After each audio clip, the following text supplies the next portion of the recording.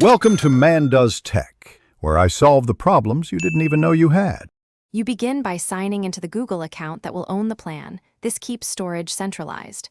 Once signed in, open the Google One app or go to One. Google, and choose a plan that matches your storage needs, 100 GB for basic, 2 TB for heavy use. Make sure a valid payment method is saved. If not, add a card or Google Pay. After selecting a plan, review billing frequency, monthly versus yearly, and tap Subscribe to initiate the purchase and enable backup features. Once your subscription is active, configure what gets backed up. You should enable device backup in the Google One app for Android or use the Drive/Photos settings on iOS. This preserves photos, files, and device settings. Next, set photo quality and Drive folders to include or exclude because that controls storage consumption.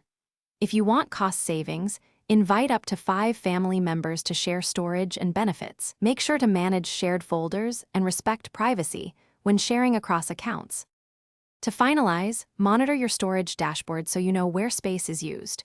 Drive, Gmail, and Photos each show separate counts. If you need more or less storage, go to subscription settings to upgrade, downgrade, or cancel. Changes usually apply immediately or at billing cycle boundaries. If something goes wrong, sign out and back in, update the Google One app, and confirm your payment method. If backups fail, force a manual backup after resolving network or account errors. Thanks for watching. If you found this helpful, don't forget to like and subscribe.